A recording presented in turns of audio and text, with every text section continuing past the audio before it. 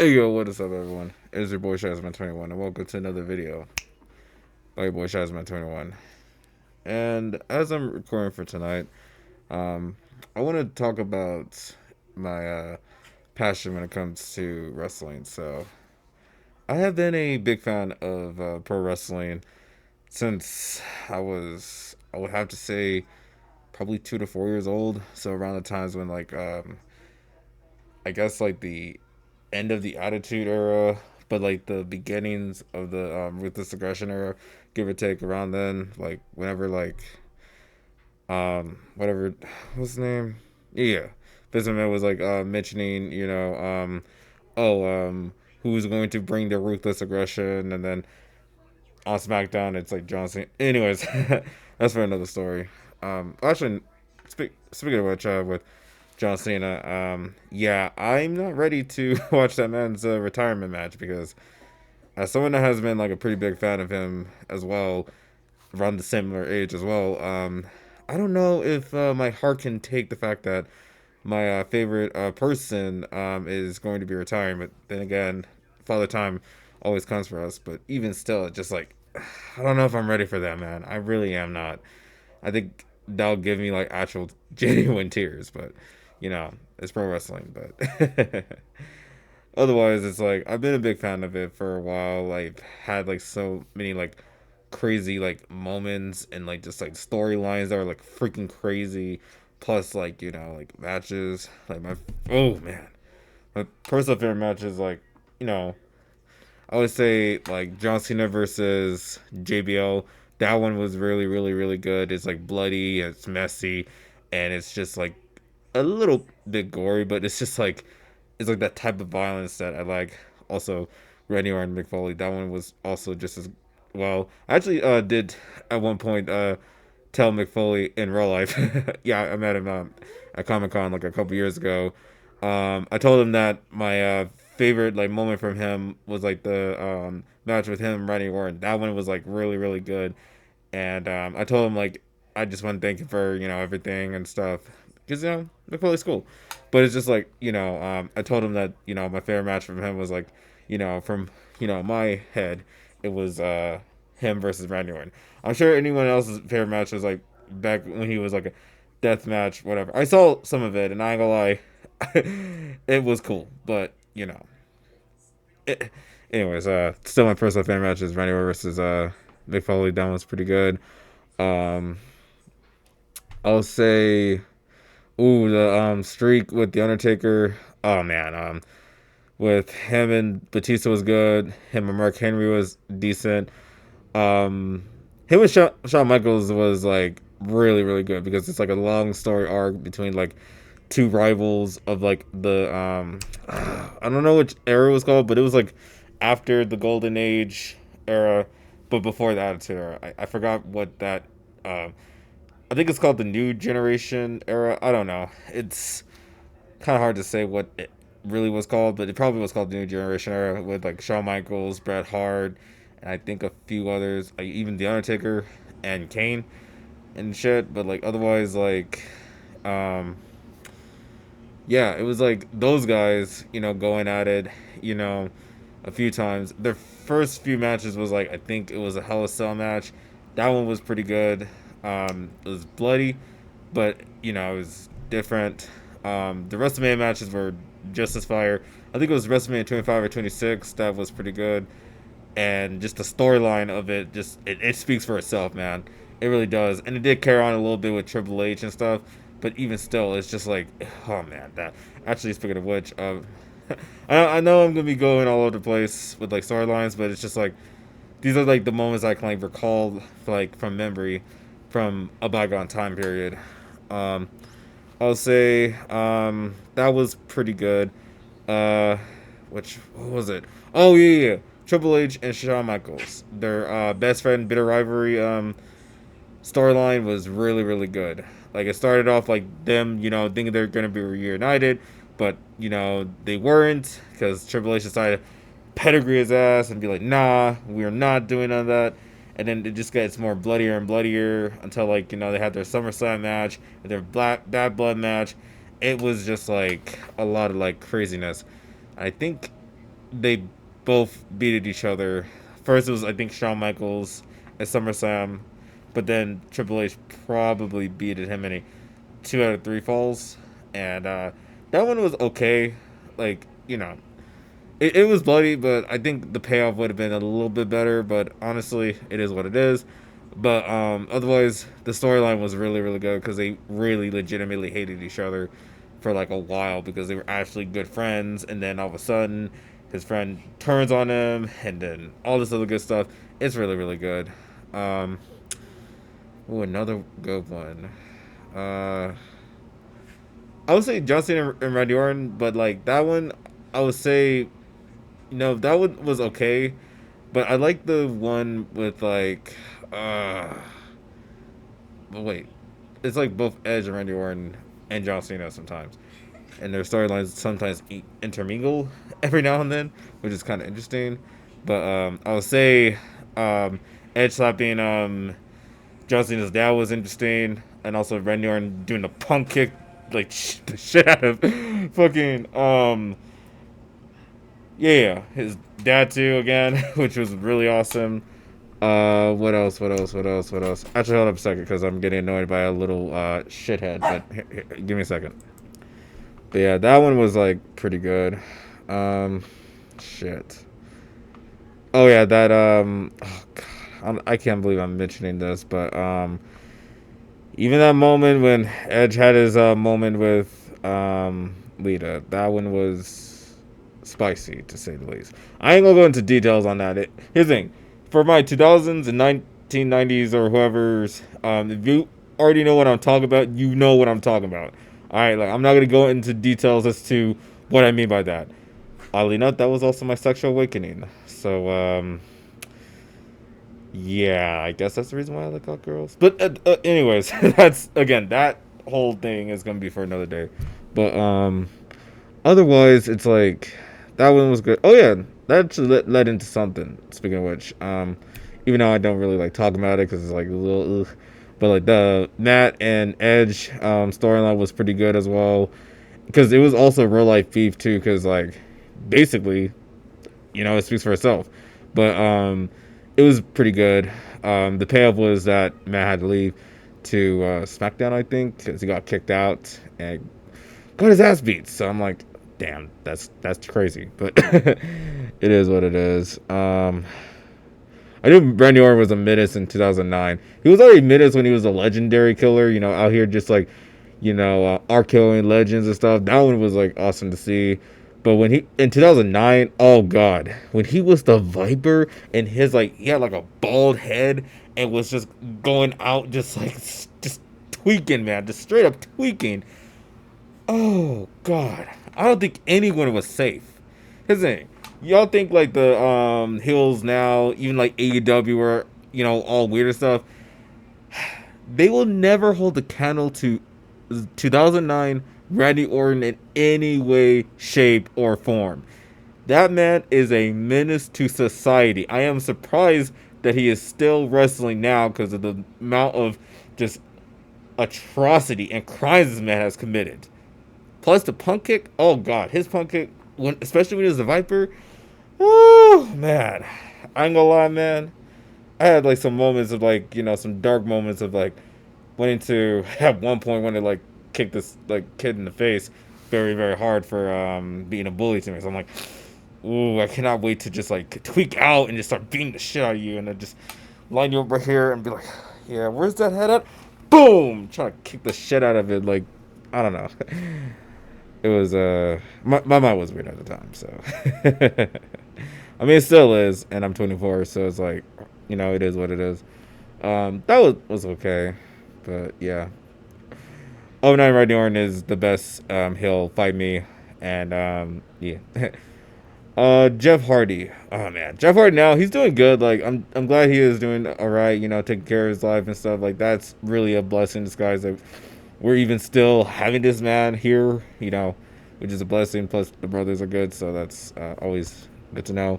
Man, Jeff are doing good. I'm very proud of what they're doing right now. I would say like, even back then too, like in the 2000s, like he was really really cool. Like he was also one of my most favorite wrestlers because besides John Cena, Rey Mysterio, The Undertaker, Triple H, Shawn Michaels, Kurt Angle, Eddie Guerrero, R.I.P. You know what I'm saying? Viva la raza. Miss you so much, bro. Who else? Fuck. Um, Batista. He's a pretty good one.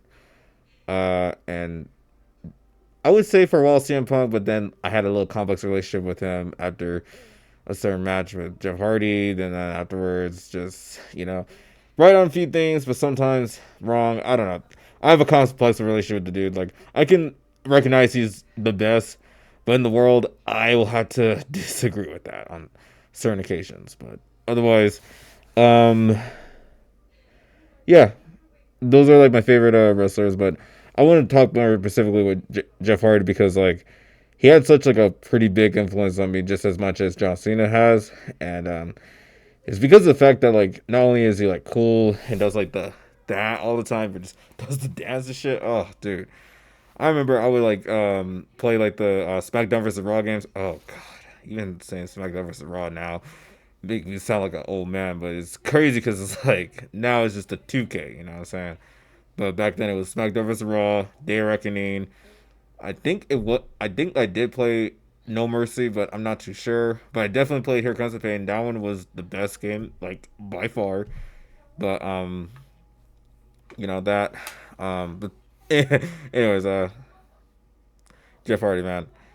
I remember having to like do some like character like creations that's similar to like him, and even like inserting myself wearing like those like what you call it, like sleeves that he would used to have like on his like arms and shit. Like, man, I wish I could have had that growing up, but I stopped watching WWE by 2012 because unfortunately the product um it got stale. It really did. Like the storylines was not making sense. The Nexus was okay, but they pretty much just deaded it. Like it was just not it, and there was just nothing else to like check out. I mean, sure, you had TNA, you had other stuff, and maybe like New Japan Pro Wrestling, and you know all other like wrestling and cool stuff. But after a while, it's just like there was not much like thing to care about because I was just like, all right, whatever. Like even like WWE kind of got really stale for me, and I was like, all right, whatever. I'll leave. It is what it is. I don't care what happens to any of these people or whatever. Like I just got tired. Maybe 2011, 2012, around those time periods, I just stopped watching because it was just like the product unfortunately got stale, and it stayed like that for quite some time, and I mean quite a little bit of time. I was also watching a little bit in 2020. When the virus unfortunately changed our lives for better or for worse. But I was checking out WWE at the time. It was pretty good. Same with AEW. I think what actually made me go back to you know watch wrestling again, pro wrestling, is actually seeing some like memes of like what was his name, Will Ospreay and Kota Ibushi. Having their like meme moments where Kota, does like a he does like a hurricanrana, trying to like get him down, Will Ospreay down, and then like Will Ospreay, just like no sells it by just landing like he's like him, and it was just like just that aura farming, as the kids will call it, and it's just like it was so cool to see. I was just like, oh my god, what is this? And I wanted to see more of that. Then I also saw some dude pull out a Glock, saying like, no, I ain't gonna get what I want until, I whatever, some crazy nonsense. And then at one point there was this dude with a mustache that let's just say, for lack of a better term, was using his Mr. Johnson to wrestle, and let's just say when he was going like,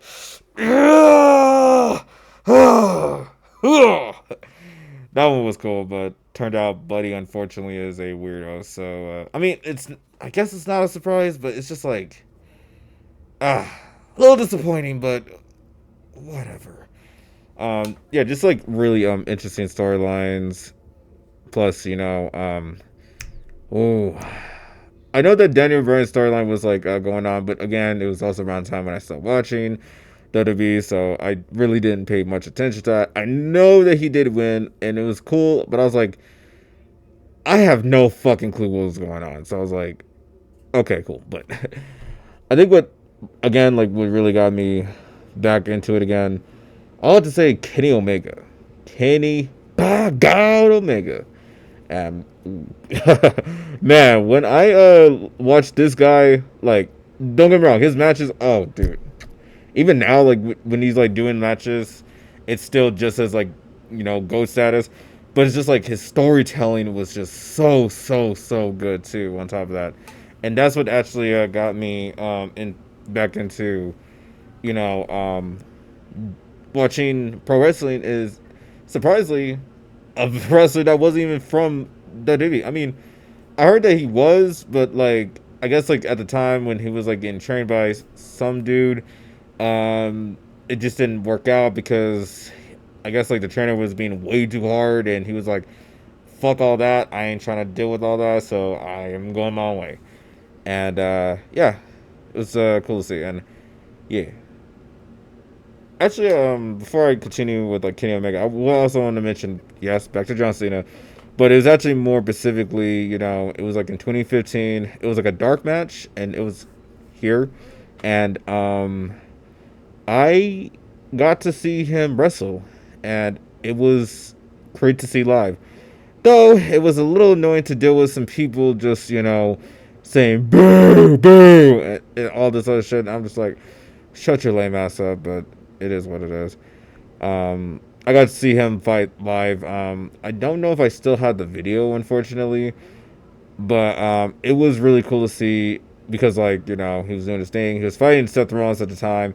He was saying he was the future of wrestling. I was like, who the fuck are you? I've never heard of you, my boy.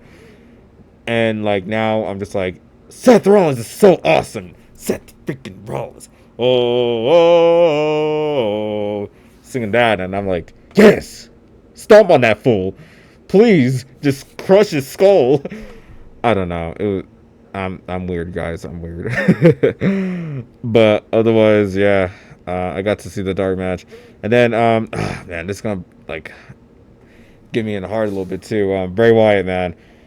Man, I got to see him live at the time too in 2015 as well, and dude, he was cool as hell, man. Like, he was creepy, but cool. Like, he had that, like, he basically was like the Undertaker, but, like, more interesting and more like a complex character. Like, you don't know whether or not he's really good or bad, but he's gonna be like bringing out the creepiness, but in a cool way. And dude, it breaks my heart to know that Bray Wyatt is unfortunately gone, man. Like, he is a really, like, great creative mind, and I really wish they could have utilized it a lot more. The thing was, I wish he didn't have to fire the dude last time. Like, that was so stupid.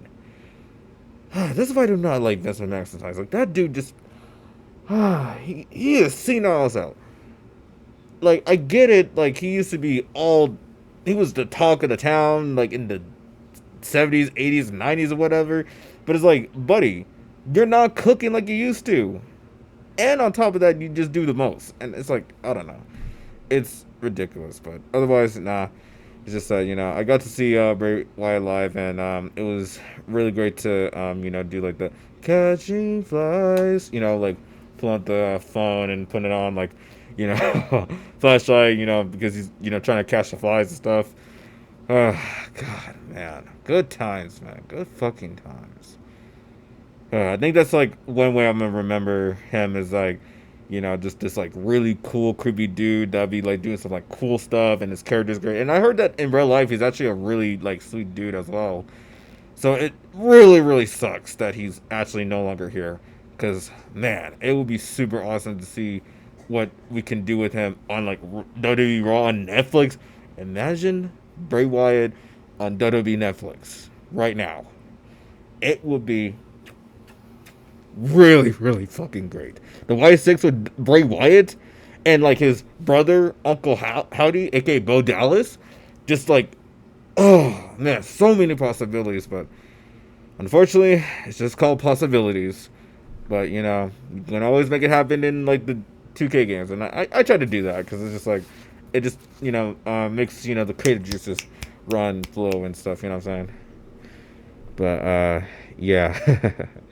Oh yeah, back to Kenny Omega. Sorry guys, I'm a little bit all over the place when it comes to wrestling, and just recently I also watched Penta's match too. On top of that, so that one was really good. But anyways, Kenny Omega, Kenny Omega. So yeah, I think what like got me the most with him wasn't necessarily just like his matches. It was just like his intricate storylines going on with like him and Kota Ibushi, and the reason why he joined the Bullet Club was because of the fact that like Kota essentially Koko rejected him by going to the big leagues and fighting like Shinsuke Nakamura and Kazuchika Okada and all them before Kenny gets to like do whatever. So he tries to like catch up by still trying to be like the you know passionate fighter and trying to like go through the hard stuff. But when he joins Boiler Club, that's when like he changes for the worse and starts to like get corrupted by power because initially he was trying to do that to try to like get Koda's attention, but then like a lot of stuff happens, and then like with like I'm trying to remember. And then it came to like a climactic moment when I think it was Kota versus AJ Styles. Oh my god. Oh my god. Like the story just speaks for itself, guys. Like, oh man. When like Kota was about to like perform a Phoenix Splash or whatever he was gonna do, yeah, and like Kenny Omega like steps in to try to like stop Kota from like doing what he was trying to do. Oh my god! It like trying to explain the situation is a little bit hard. I would recommend you guys just watch it. I forgot the YouTuber's name that I did like watch it from. I think it's Super Eye Patch Wood. Um, one of his like videos of what makes a pro wrestling interesting or what makes a good heel. Go ahead and check those two videos out because it's really really really really good. But it's like yeah. Kenny Omega like tries to step in and like try to stop Kota from doing what he was gonna do, but he was like torn to like should I be loyal to the Boyle Club or should I be loyal to my best friend that I love? And it just like it gets crazy. Then like Kota tries to do something. AJ capitalizes on distraction, hits him with a Styles Clash, wins the IWGP champion. And Kota is like devastated, whereas like Kenny is visibly like shaken up from like what had happened, and then like a lot of like changes happen where like World Club does its thing, and this was at its peak, so it's just like a lot of like juiciness happens there. But this one like in particular was like really good because like after when like Kenny Omega like kicked AJ Styles out and started like going like a career like high of like being the best battle machine and stuff. The storyline with him and Kota starts to like get more crazy and changes so much. Even like the Young Bucks too was getting involved in that, and they had their like intense fight as well. Oh man, like actual emotion showing. Nick, I was like also getting some tears from that. So after they did that, and then like AW came and did his thing. Initially, it was doing a little bit better than WWE with its own story and like interconnecting until they kind of missed the mark a lot more times in 2022, 2023, last year, and not much different this year. So I don't know. I have watched some of the matches here and there, but it's just like I don't know. Just it got disappointing, unfortunately, because like the 2019 and a little bit 2020 was really good, but then it completely fell off. Only like some big hits like Source Strickland and like Hangman Adam Page was good. Like that one, I'm like, holy snaps, that one was great. And maybe the Death Rider, if they can actually make them a threatening faction and not just be a throwaway, but that's just current AEW, so I don't know what's going on with that. But I'll say this. I'll say this. Because of the storyline with Kenny Omega and Kota Ibushi, and then also with Kazuchika Okada as well, it was just like all done. Mind you, it wasn't even done in WWE.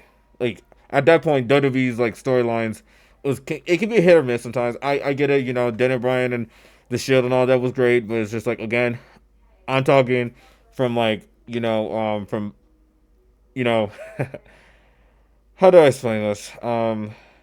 Yes, that was happening sort of at the same time, but keep in mind, I have not watched WWE since 2012, so I was watching other things. Sometimes I might, see what's going on every now and then, see what's going on, but then I just feel like, yeah, I don't know what's going on. I'm lost. Like, who is this? Who is that? So it's like, can you really blame me for being like, who the fuck is the Shield? Who the fuck is Daniel Bryan? All that jazz, because it's just like I stopped watching 2012, guys. But yeah. Anyways, like all I was saying, yeah. After on their little storyline, I was just like, oh man, I can't wait to see if like, WWE may borrow certain like aspects, or just at least make like better storylines.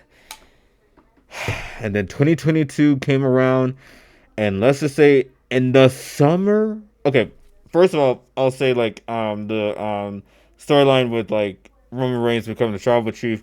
In the initial start was really, really go tier. Jey Uso trying to step in to be the main event that he is just like, really, really great. And just like Ingrid's storyline with that was really awesome. They nailed that one, like for the most part. And Firefly House was interesting. But man, when summer 2022 happened, that's when a complete shift happened. And then like when Triple H took over creative roles and just started like making like like big changes, and it started in the Summer Slam 2022. Oh my god, it was really, really great. It was like there was bringing back like a lot of like people that were fired for no reason, and just like actually using them at least a little bit for certain others and stuff. Damage control was kind of interesting at first, but I wasn't too keen on caring about that. Though, like, I have a mixed feeling with Logan Paul. His matches and stuff is, pretty good. I think he had a pretty interesting match with, I guess it was The Miz or whoever the fuck he was fighting against at the time. That was pretty good. And, like, the bigger one was, like, with Roman Reigns and Brock Lesnar had their, like, match. Oh, dude. Oh, dude. Oh, my God. It was stupid. It was insane. It was just so much going on. The crazy moment I can, like, remember was, like, Brock freaking Lesnar gets on a tractor. Like, he like, what you call it? He gets on the tractor, right? He parks that some bitch up. And then he flips the ring with Roman Reigns in it. And then Roman was like, oh, just like falling like a goofball. I was like, oh my god. I have never seen just this like pure chaos in a fucking minute. It was basically, the 2000s once again, but like in 2022. And it was like, are we witnessing something like amazing? What the fuck?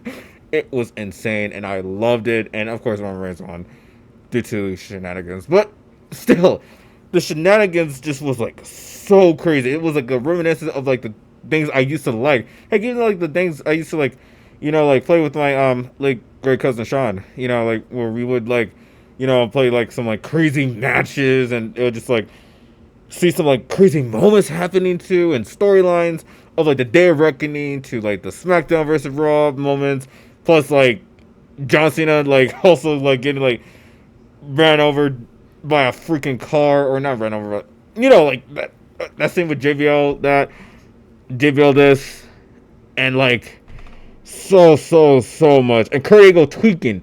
Just it reminded me of those days, and I'm like, oh my god, I love this. I love it now. And then like in 2023, that's when like things started to get even more like crazy with like Cody Rhodes coming from AEW, trying to like finish the story. That one was really good, especially when he fought against Seth Rollins. That one is an easy 5-star match because like come on, that was really good. And just like the finish the story was really really intriguing. That's like what got me in with a lot of stuff and just man, right now like 2025 it is looking really, really, really, really good. Like I'm seeing like a lot of like really like other like shows having their own little unique spin on things and like storylines and stuff. And even though AEW is struggling, I know that they're at least cooking up something. But the thing is with that, I just wish they could just like stick with continuity with like the Death Rider. Like make them an actual threat, please. Just like actually make them do more than just like beat up like just like I don't know legends. Like actually make them feel like a threatening force.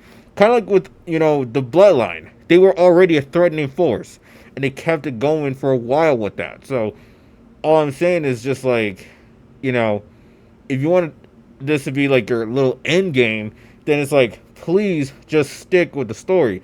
Like I don't know. Do something like have like the Death Riders go against like the top guys and just like showing them what's up. Kenny Omega or Kazuchika Okada, all those guys, Will Ospreay, MJF, all of them like really showed that threat that these guys should be taken as seriously.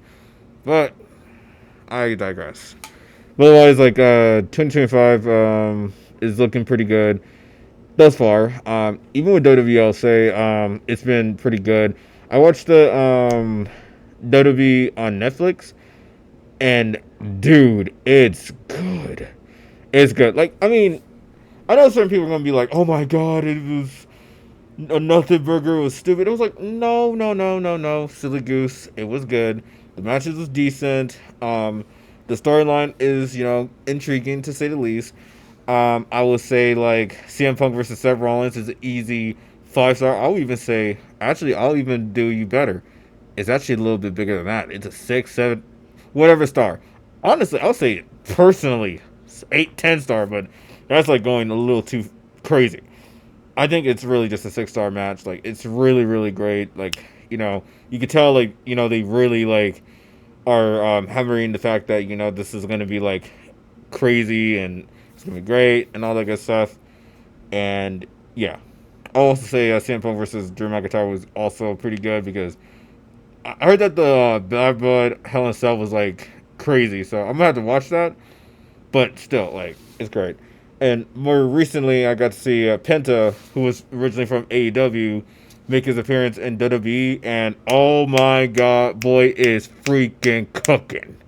And I am excited to see what's gonna happen because man, they're gonna cook, man. I think they're gonna cook. So all I gotta say is like, you know, I do watch pro wrestling, here and there, casually to see what's going on, and so far I'm actually just like satisfied. No, actually not satisfied, but just I'm intrigued to see what they're doing so far, and I hope that whatever storyline that they're gonna be cooking up for this year, I hope it ends up being really really good because I really want something like re what's the word reinvigorating in my life, just like something really great, like for example pro wrestling, because you know I kind of miss the days of just like being in the living room watching like a crazy match go down or just a crazy segment that has little to nothing going on or just basically just some crazy nonsense. And just I miss that, and I hope that they're able to like capture that feeling but do it in like a story way of like telling something like that's gonna be like told for a while, like what I'm saying. Like I know it can be a slow burn to deal with, but you know what, as long as you like stay consistent and just like like keep the continuity going with something great. And all I hope for is just that for WWE, I hope that they cook something with the Cody Rhodes and The Rock. I think that one's gonna be pretty good. I will be so glad when the Judgment Day storyline can actually end because it's not serving any sort of purpose other than being a filler. So like that needs to absolutely go away. Dirty Dom needs to be fighting against someone else. Who knows, that could actually be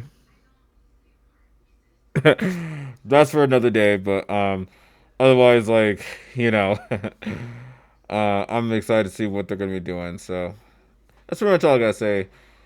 I think I overstayed my welcome about this, but yeah, it's almost about to be late time. So I'll talk to you guys later, and yeah, I'll see you guys later.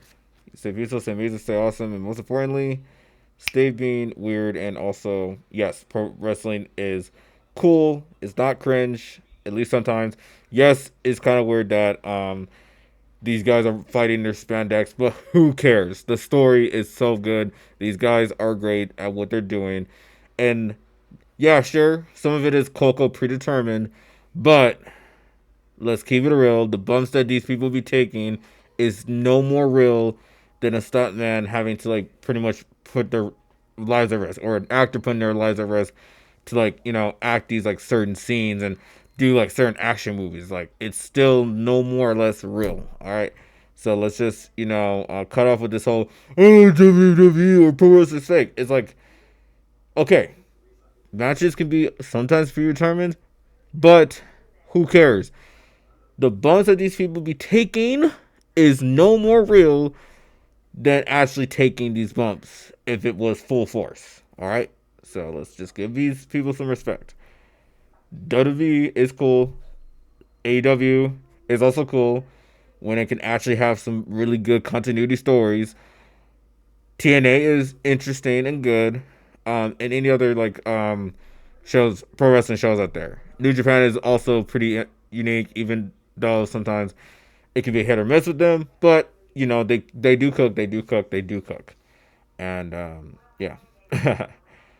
Pro wrestling's cool, guys. All right, that's all I gotta say. Peace. Boom.